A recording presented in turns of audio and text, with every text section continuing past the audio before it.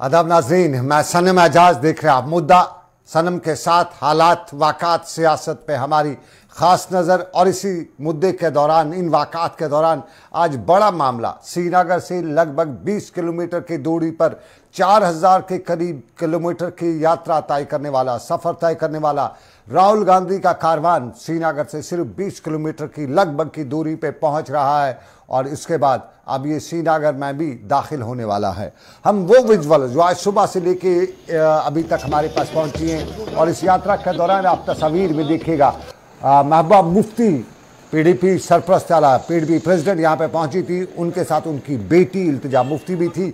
और सबसे बड़ी बात, महबूबा मुफ्ती की वालदा यानी मरहूम मुफ्ती मोहम्मद सईद की अहलिया, उनकी शरीक हयात साबका वजीर दाखिला हिंद की वाइफ गुलशन आरा भी राहुल गांधी की इस यात्रा में उनके साथ पहुंची हुई थी। और खबर यह भी है कि प्रियंका गांधी भी इस यात्रा में पहुंच रही है। और कल के वाक़े के बाद आज जो कुछ भी था वो एक अलग सा मंजर था। और इस अलग मंजर में सड़क के किनारे, सड़क पे, गली पे, नुक्कड़ पे, हर जगह पे जहाँ एक तरफ जो सिक्योरिटी कंसर्न्स वगैरह को मद्देनजर रखते हुए फोर्सेस की डिप्लॉयमेंट रहती है, वहीं इस मामले में लोगों के एक अज़्दहाम कह सकते हैं, बड़ी तादाद में लोग थे और राहुल का इस्तकबाल करने थे। और आज की इस रैली में हमने पीडीपी के झंडे भी लहराते हुए लोगों को देखा, हमने नेशनल कॉन्फ्रेंस के झंडे भी इस रैली के दौरान लहराते हुए देखा। और ये लंबी यात्रा जो है, ये इस वक्त बारसू का इलाका हो सकता है, बारसू के इलाके की पिक्चर से। और इसके बाद कुछ ही दूरी के बाद हम ये तस्वीर जो है ये श्रीनगर के नज़दीक वाले इलाके, पांता चौक वाले इलाके में पहुँचेंगे, जहाँ आज रात को राहुल गांधी को रुकना भी है। लेकिन इस यात्रा के दौरान बहुत कुछ हमें देखने को मिला। ज़रा फिर हम कश्मीर में अपने साथी जो हैं जो इस को रिपोर्ट करें, वो रिपोर्ट कर रहे हैं, उनसे जरा फैसल हमारे साथ ज्वाइन कर चुके हैं, पांता चौक में इस्तकबाल के लिए तैयार बैठे हैं। फैसल, जरा बताइए क्या कुछ इस वक्त की सूरत हाल है और क्या वहाँ पे अरेंजमेंट्स वगैरह जो हैं और लोगों में किस तरह का जोश खरोश है इस्तकबाल के हवाले से?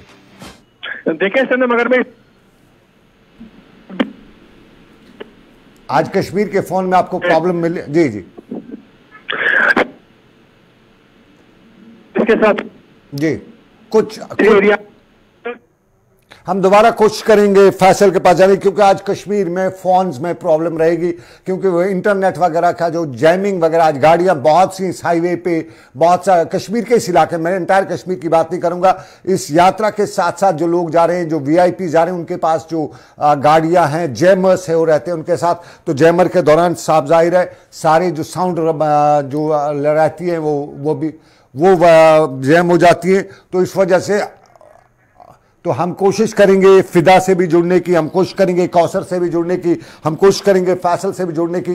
तो हम ज़रा ज़रूर जानेंगे इनसे कि क्या कुछ, और उसके बाद हम आज इस प्रोग्राम में हम रिएक्शन भी लेंगे कि कहीं ये यात्रा जो है इसने जम्मू कश्मीर की इंटरनल पॉलिटिक्स जो है, जम्मू कश्मीर की नहीं बल्कि कश्मीर की जो पॉलिटिक्स है, जम्मू कश्मीर की इन होल जो पॉलिटिक्स है, उसमें कहीं इसने 2 पेज तो नहीं कर दिए सेक्युलर ग्रुप और जो दूसरा है जिसके बारे में जो अपने आप को सेक्युलर ग्रुप कहते हैं, एक वो ग्रुप और दूसरा ग्रुप जिनके बारे में सेक्युलर वाले कहते हैं कि ये जी बी टीम्स वगैरह हैं। तो कहीं ये खुल के अब सामने नहीं आए, क्योंकि राहुल की इस यात्रा में उमर अब्दुल्ला भी आए, राहुल की इस यात्रा में फारूक अब्दुल्ला भी आए, जम्मू में हमने राहुल की यात्रा में जो दूसरे लाल सिंह को भी देखा, और जब कश्मीर पहुंचे तो यहाँ पे भी उमर, महबूबा मुफ्ती, यानी सब। तो फैसल से जरा जानना चाहेंगे, जरा फैसल लेटेस्ट अपडेट बताइएगा, क्या कुछ नजर आ रहा है आपको विजुअल से लेके लोगों के जोश खरोश तक?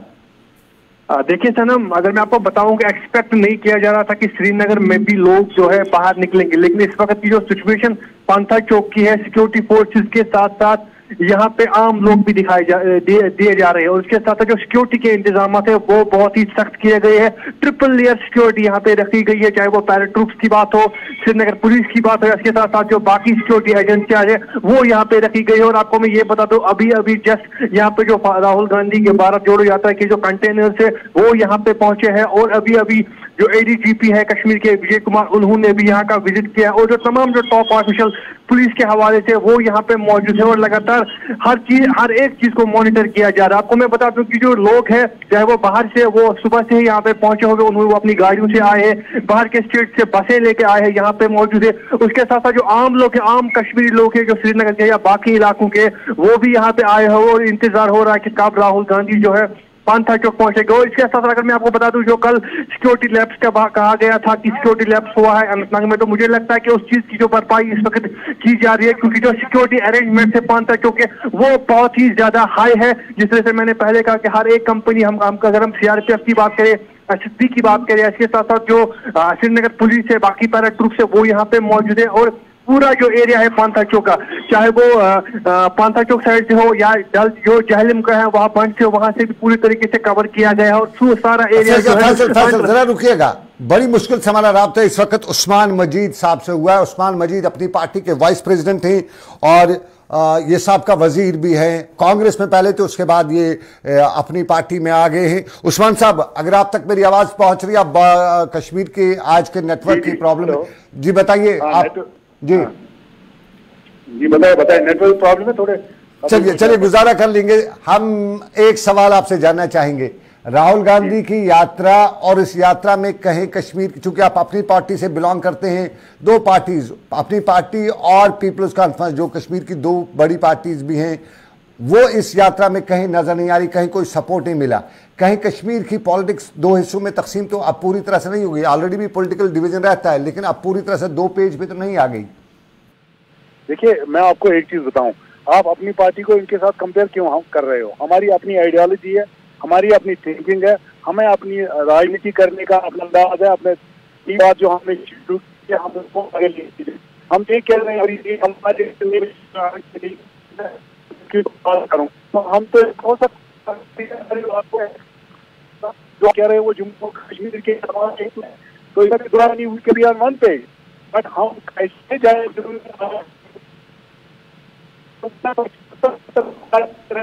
तो ऐसे चीजों की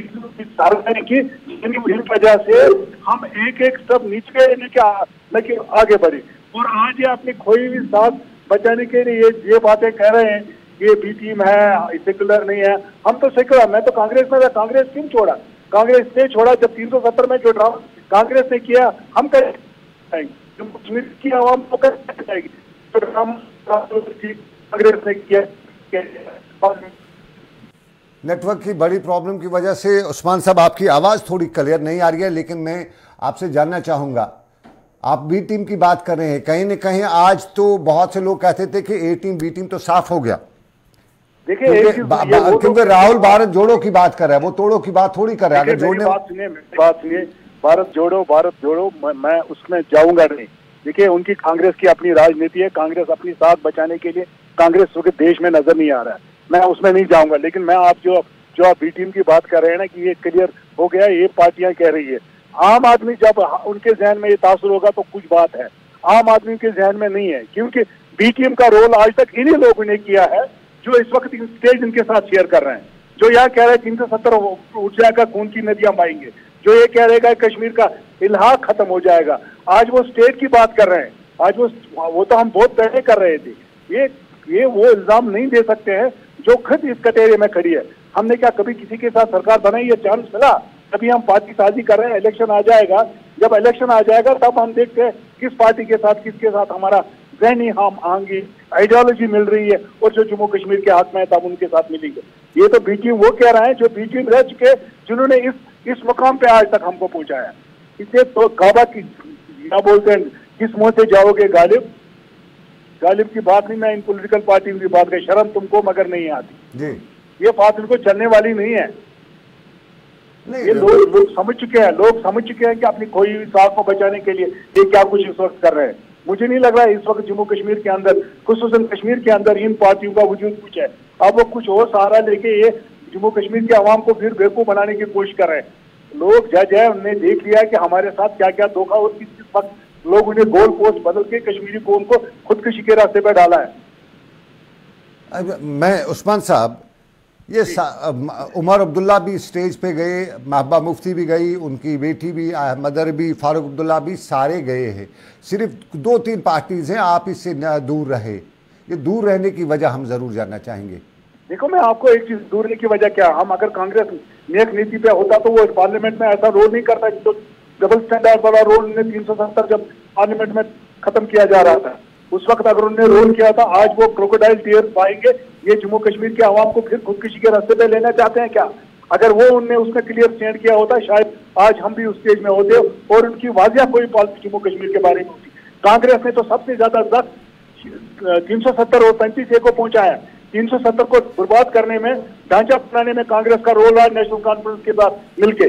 और उसके बाद जो ढांचा रह चुका था उसमें खासकर 35A बड़ा इंपॉर्टेंट था, वो तो बीजेपी ने खत्म किया। वही रास्ता इख्तियार किया जो कांग्रेस ने पहले किया। क्या उन्होंने उस वक्त इसके ऊपर विरोध किया? अब हमको ये कहने के लिए आए कांग्रेस जी आपके वफादार है। उनका भारत जोड़ो यात्रा और हमारे इसका वास्ता है ही नहीं। ये कांग्रेस का अपना है। यहाँ बाकी पार्टियां साथ बचाने के लिए, क्योंकि वो इस वक्त अवाम में कहीं नजर नहीं आ रहे हैं, इसलिए अपने आप को इस स्टेज पे ले रहे हैं। हमें तो जरूरत नहीं है, हम तो सच बोल रहे हैं और सच बोलेंगे क्या है। और उस पॉलिटिक्स में हमें, इस पॉलिटिक्स की वजह से आहिस्ता लोगों में हमारी साथ बढ़ रही है। उस्मान साहब, और लोग हमें एक्सेप्ट कर रहे हैं। उस्मान साहब, कुछ लोग कहते हैं, कुछ लोगों से हम बात करें, जो कश्मीर में इन दिनों हालात चल रहे हैं जहां पे इल्ज़ाम है सरकार हुक्मनामे पे हुक्मनामा निकालती है, वो सब कुछ इल्ज़ाम है कि बीजेपी करा रही है। उसमें कुछ लोग कहते हैं कि इस वक्त जो कश्मीर की पॉलिटिकल पार्टीज हैं जो प्रो कश्मीर हैं, उनको एक पेज पे आना चाहिए। तो ये जो सब अपनी अपना मामला लेके चल रहे हैं, तो कहीं ना कहीं आवाम में सब पॉलिटिशियंस के तय जो है एक नेगेटिव इम्पैक्ट पैदा हो रहा है। सबसे बड़ा क्रिटिक अगर है जो ये आदत, जो हुक्मनामे निकल रहे हैं, वो अपनी पार्टी है। जो आपने पिछले बार भी देखा कि हमारी प्रेस कॉन्फ्रेंस में या हमने इंडिविजुअल कैपेसिटी में भी हर जगह इसको विरोध किया और एडमिनिस्ट्रेशन के पास गए, और आगे भी अगर कुछ करने की जरूरत पड़ी, जो हुक्मनामे निकल रहे हैं उसके लिए हम विरोध करेंगे। वहां ये नहीं हमारी कोई, क्योंकि because we are not a part of the BJP, इसमें कोई दोहरा ही नहीं। हम धोखा नहीं है, बाहर कुछ बात कहेंगे, अंदर कुछ बात करेंगे। दूसरा, जहां तक आप ये कह रहे हैं अपने इनके बारे में कि अलग अलग होके इकट्ठे हो जाएंगे, अगर ये सच बोलना शुरू करेंगे, जम्मू कश्मीर को धोखे वाली सियासत नहीं बोलेंगे, गोल पोस्ट चेंज नहीं करेंगे, तो we can be on the same page. But ये तौबा करके ये कहें हमसे पास में गलती हुई है और हम इस गलती को नहीं दोहराएंगे, तो मुझे लग रहा है अवाम इनको जरूर माफ करेगा। मैं उस्मान साहब तौबा करेंगे। उस्मान साहब, 370 पे आपका स्टैंड है, ऑनरेबल सुप्रीम कोर्ट जो करेगी सो करेगी। मुझे एक चीज पे उस पर एतराज है, अगर आज 370 के लिए मैं बात नहीं करता हूं, मैं उससे लड़ता नहीं हूं, कल मैं अपनी नेक्स्ट जनरेशन को, अपने बच्चों को ये नहीं बता सकूंगा कि मैं साइलेंट रहा। मैं कहूंगा हाँ जी मैंने स्ट्रगल किया, नहीं मिला, वो अलग सी बात है। आप कहते हैं स्ट्रगल ही मत करो, जो करेगी ऑनरेबल कोर्ट करेगी। कहीं ना कहीं अगर स्ट्रगल करेंगे तो एक प्रेशर भी बिल्ट होता है। ये ऑनरेबल इसको अगली जनरेशन को, या आने वाले जो हम बच्चों को क्या मैसेज देना चाहते हैं इस 370 पे चुप करके बैठने का? We need not to be emotional. We have to be realistic. We have to have a realistic approach. हमने इम्पॉसिबल और पॉसिबल की बात करनी है, इम्पॉसिबल की बात नहीं करनी है। अब दूसरा, जहां तक इनकी हिस्ट्री आप बताइए, जिनको आप बोल रहे हैं कि ये बात 370 की कर रहे हैं, मुझे ये बताइए इनकी हिस्ट्री देखे ना, 1947 से लगातार कहां कहां ये कंप्रोमाइज करते रहे। What service they have done to the generation को at the end of the day उनके हाथ में बंदूक दे दिया ना। अगर उनकी नियत होती तो 75 में क्या हुआ, 87 में क्या हुआ, उससे पहले 1947 से अगर हम हिस्ट्री को देखें, किस वक्त उन्होंने क्या किया और ऐसा माहौल क्रिएट किया कि जम्मू कश्मीर के आवाम को खुदकशी के रास्ते पे ले गए। और साथ साथ 370 भी गया, 35A भी गई, रियासत का पुनर्गठन हुआ। तो इस सजा के लिए, इस सजा के लिए कौन जिम्मेदार है? ये सजा जो इन जनरेशन को दे रहे हैं, ये इसके लिए यही रीजनल, नेशनल पार्टियां तो है ही, लेकिन रीजनल पॉलिटिकल फोर्सेस इसके लिए इंस्ट्रूमेंट बने हैं हमेशा, जिन्होंने हमेशा अपनी गोल पोस्ट चेंज किए हैं। अब आप कह रहे हैं जनरेशन को सजा मिल ही रहा है। अब जनरेशन को सच कहने की जरूरत है कि क्या मुमकिन है, क्या होना है, क्या हो सकता है। अगर हम फिर इनको इमोशन में, लेकिन अगर मैं स्ट्रगल करते हुए हार जाऊं तो अफसोस नहीं रहेगा, लेकिन अगर बिना स्ट्रगल करते हुए मैं हार जाऊं तो बहुत जिंदगी में बहुत अफसोस रहेगा कि मैं कुछ नहीं कर सका। देखिए, जिस दौर से जम्मू कश्मीर की आवाम गुजर रही है, उसमें सच कहने की जरूरत है। भाई मेरे भाई, ये मत कहिए don't fight that battle which will take to the, तो सुसाइडल वे पे, सुसाइडल पाथ पे। आप बहुत बहुत खून खराबा, बहुत परेशानी, बहुत मारदाट, बहुत जख्मी हो गए यहाँ, बहुत विडो बने, बहुत आर्पन बने, और आज भी लाठी हमारे सर से नहीं उतर रही है। दोनों मुल्कों की लाठी जम्मू कश्मीर के आवाम के ऊपर है। I'm talking about political struggle. I'm talking about political struggle. मैं political struggle की बात कर रहा हूँ। We are also fighting this political battle for the betterment of people of Kashmir. Because इन्होंने अपने इक़दार के लिए compromise किया है। We have never done it, we will never do it. The moment we start our politics, इन लोगों का आज राहुल के यात्रा में उमर का, महबूबा का जाना, ये आपके किस नजर से देख रहे हैं? मैं ये कहता हूँ, वो अपनी खोई सांस बचा रहे हैं। कल तक वो उनको कोस रहे थे गंदी नाली के कीड़े, आज वो सांप कैसे बन गए? क्योंकि गंदी नाली के कीड़े कांग्रेस को किसने नाम दिया है? मुझे बताया ना। और मैं महबूबा जी की बात कर रहा हूँ, वो तो कांग्रेस को असेंबली के अंदर, असेंबली के बाहर इतना कोसती थी मुफ्ती साहब, वो आज ये भाई भाई बन गए इसलिए कि इनकी पॉलिटिकल पोजीशन जो है वो इस वक्त खराब है जम्मू कश्मीर के अंदर। क्योंकि काफी झूठ उनका लोगों ने सुना है, काफी बहकावा उन्होंने लोगों का सुना है, लोगों ने उनका सुना है, और काफी ऐसी बातें उन्होंने की जिससे लोगों को सिर्फ ये परेशानी हुई न कि उनका जिंदगी का रास्ता मिला है। भाई कुछ तो इंसाफ करना पड़ेगा जम्मू कश्मीर के अवाम पे, कुछ तो बोली वाली अवाम पे इंसाफ करना पड़ेगा। सियासत तो अपनी जगह पे, लेकिन अपने फ्यूचर का सोचना, 20 साल के बाद हमारी क्या पोजीशन होगी। अगर हमारे लीडर ने विजन से काम किया होता, शायद जम्मू कश्मीर खुदकुशी का रास्ता इख्तियार नहीं करता। बहुत शुक्रिया। यही का सजा हमको मिल रहा है, और इसीलिए मैं आपको बोल रहा हूँ, generation should not be punished, we have to think of coming generation. ऐसा नहीं है कि आप बहकावा और अपनी कुर्सी के लिए आज एक और गोल पोस्ट बदल रहे हो। आज स्टेट की बात कर रहे हो, स्टेट की बात तो कब से कर रहे हैं, स्टेट की बात तो प्रधानमंत्री भी बोल रहा है, देंगे होम मिनिस्ट्री भी और फ्लोर ऑफ द हाउस से बोला है। लेकिन अगर आप इस जंग को फिर आप इसको रिडिक्यूल करके ये बोलते हो कि स्टेट वापस मिलनी चाहिए, यार ये तो शर्म की बात है, ये तो बड़ी अफसोस की बात है। इससे बड़ा धोखा और कोई नहीं हो सकता है। जो कल तक 370 कह रहे थे वापस लाएंगे हम, फिर भूल गए, आज कह रहे थे इलेक्शन में बाइकाट करेंगे, कुछ लोग तो कह रहे थे दाढ़ी नहीं काटेंगे तब तक जब तक ना यहाँ 370 बहाल होगा। आज तो वो कह रहे हैं पंचायत इलेक्शन में गलती हो गई, हमने पंचायत इलेक्शन में हिस्सा नहीं लिया। अरे बाबा ये कौन सा तमाशा है? ये ड्रामा काफी, this is all drama they have created to save their political interest, nothing else. बाकी कोई हमको फतवा देने के लिए फतवा कहे कि ये सेक्युलर है, नॉन सेक्युलर है, ये बीटीएम है, वो इन बातों से हमें असर नहीं पड़ता। लोग जज है, लोग देख लेंगे कौन सही है कौन गलत है। बहुत शुक्रिया उस्मान साहब, बहुत बहुत शुक्रिया। जरा फिदा हुसैन के पास चलते हैं। उस्मान मजीद साहब, साबका वजीर और अपनी पार्टी के लिए फैसल, और उसके साथ साथ मेरे साथ सलीम परे से भी हम कोशिश करेंगे। जरा फैसल बताइएगा, मुबारक हो, वहां पे नेटवर्क चलना शुरू हो गया, जरा बताइएगा क्या है ताजा तरीन सिचुएशन, कुछ विजुअल्स भी दिखाएगा, लेटेस्ट अपडेट वहां का।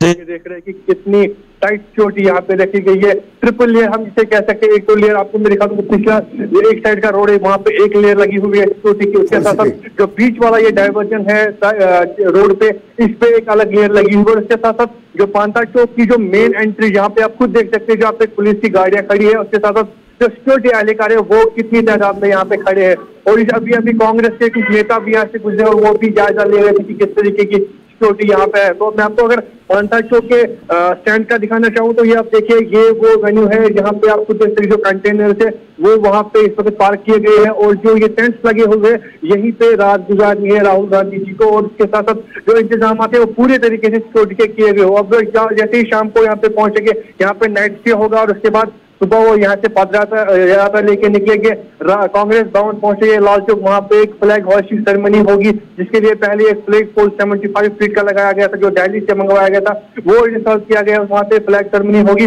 उसके बाद वो अगले दिन जो होगा 31 जनवरी, उसके दिन कश्मीर क्रिकेट स्टेडियम में एक फंक्शन होगा, और उसके बाद ही ये जो पद यात्रा है इसका इख्तिताम होगा और ये खत्म हो जाएगी। इसके साथ आपको मैं बता दूं कि अभी 3 बजे कांग्रेस के जो जनरल सेक्रेटरी जयराम रमेश, उनकी तरफ से एक प्रेस कॉन्फ्रेंस भी करनी जा रही है वो कांग्रेस भवन में वहीं पे। तो ये आप देख सकते हैं, मैं आपको एक बार फिर से बताना चाहूंगा कि आप देखिए सिक्योरिटी के जो इंतजाम है वो कितने सख्त है और वो कितने टाइट है। आप देखिए पांता जो बस स्टैंड है उसका मेन एंट्रेंस है, ये आप देखिए कितनी सख्त सिक्योरिटी यहाँ पे रखी गई है। खाली इस एरिया से नहीं बल्कि जो भी एरिया है इसके चारों तरफ जो पांता चौक अड्डा है या बस स्टैंड है, पूरे वहां से सिक्योरिटी तैनात की गई है। जहलीम बंड जो एक साइड से वहां पे भी सख्त सिक्योरिटी आयद की गई है, और उसके साथ साथ जो ये एरिया है यहाँ पे भी सख्त की गई। आप देखेंगे विजुअल में कि कंटेनर्स अभी भी आ रही है जो कि में जो एंटर हो रहे हैं, उसके साथ जो बाकी लोग हैं जो बाहर से आए हैं राहुल गांधी के साथ, वो भी अभी यहाँ पे आ रहे हैं। उसके साथ सुबह से ही कुछ बसें यहाँ पे मौजूद थी जो कि पहले ही पार्क किए हुए थे यहाँ पे,